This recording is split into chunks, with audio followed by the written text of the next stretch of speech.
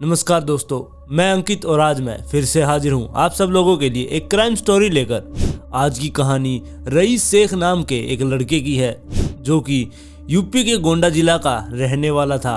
उसने अपनी पढ़ाई लिखाई वहीं से की थी और वो एक मिडिल क्लास फैमिली से बिलोंग करता था।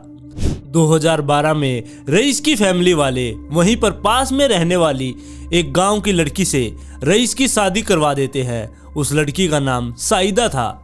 शादी होने के बाद इन दोनों की जिंदगी हंसी खुशी बीत रही थी और आने वाले कुछ टाइम बाद साइदा ने एक लड़की को जन्म दिया और उसके 4 साल बाद उसने एक लड़के को जन्म दे दिया।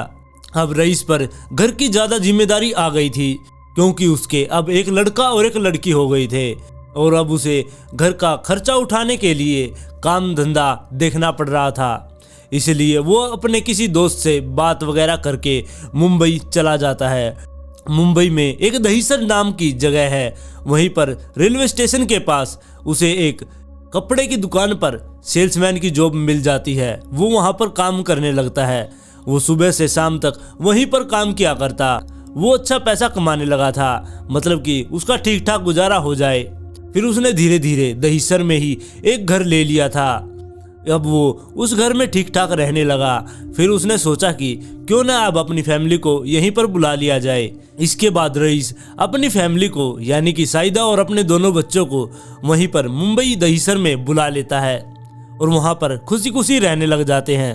रईस की जिंदगी अब अच्छे से चल रही थी, लेकिन रईस जब दुकान पर जाया करता तो उसे आने में बहुत टाइम लग जाया करता क्योंकि वो एक कपड़े की दुकान पर काम कर रहा था। वहां पर तो उसे सुबह जाने के बाद रात को ही वापस आना पड़ता था। इन सब के चलते साइदा खुद को अकेला महसूस कर रही थी। इसलिए साइदा ने जो उनके पास में यानी कि उनके पड़ोस में एक अमित नाम का लड़का रहा करता, उससे बात करनी शुरू कर दी।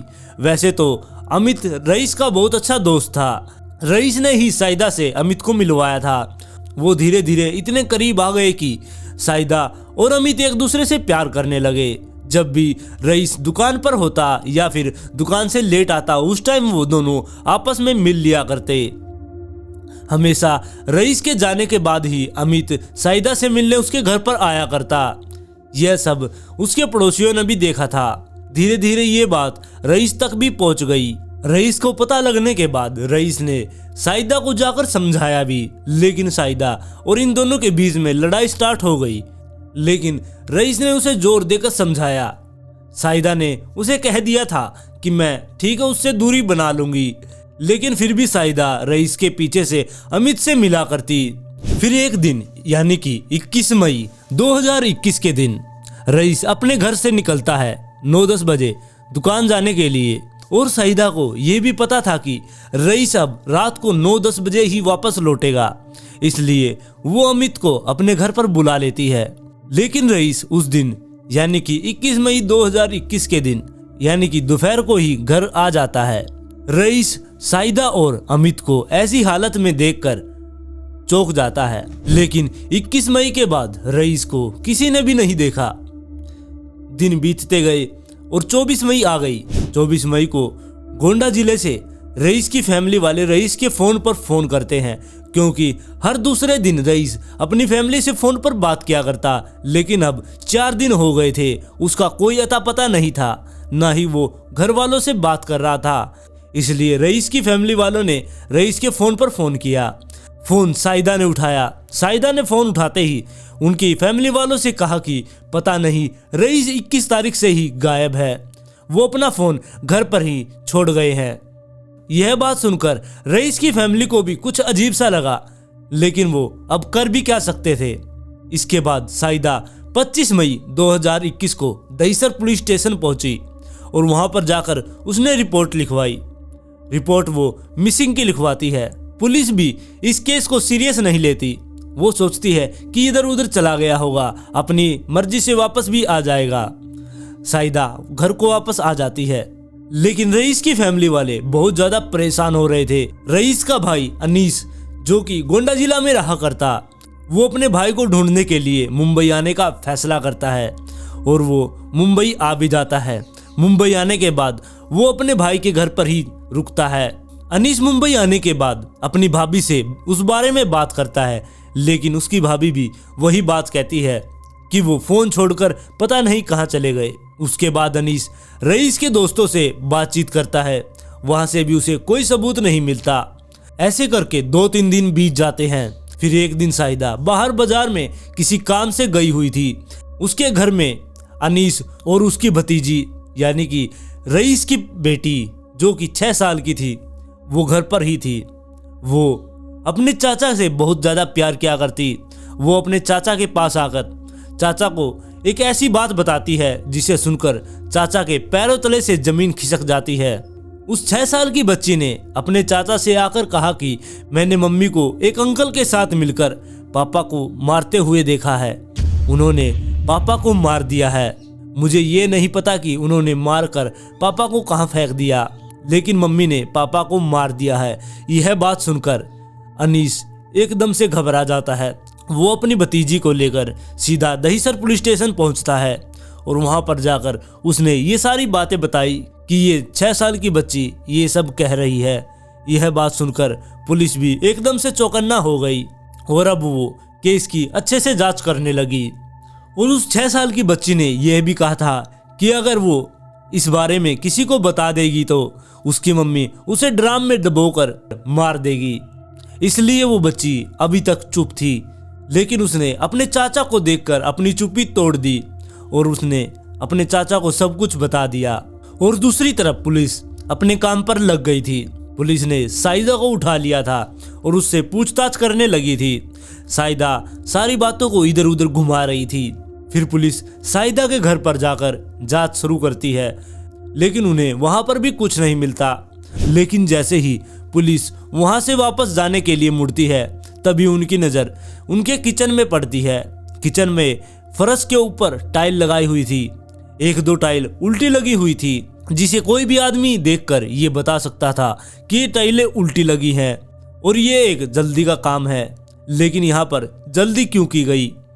उन टाइलों को देखने के बाद पुलिस एकदम से फिर से चौकन्ना हो जाती है। वो दोबारा से साहिदा को उठाती है और उससे पूछताछ फिर से शुरू करती है, लेकिन अब की बार साहिदा ने सब कुछ सच सच बता दिया था। और फिर 1 जून 2021 के दिन करीब 4:30 बजे साहिदा के घर पर पुलिस आती है और पुलिस अपने साथ अब की बार मजदूर भी लेकर आई थी। मजदूर आने के बाद वो सीधे ही उनके किचन में चले गए। किचन में जाने के बाद उन्होंने वहां पर टाइल्स को हटाना शुरू कर दिया और वहां पर खुदाई शुरू कर दी। और लगभग 11 घंटे की खुदाई के बाद उस गड्ढे में से एक हाथ निकला। हाथ निकलने के बाद मजदूरों ने खुदाई धीरे धीरे स्टार्ट की, मतलब कि वो धीरे धीरे खोदने लगे। इसके बाद एक एक करके उसके शरीर के यानी कि रईस के शरीर के 4 टुकड़े बाहर निकले। यह देखकर पुलिस भी चौंक गई थी। फिर पुलिस उन लाश के 4 टुकड़ों को पॉलिथीन में लपेटकर पोस्टमार्टम के लिए भेज देती है।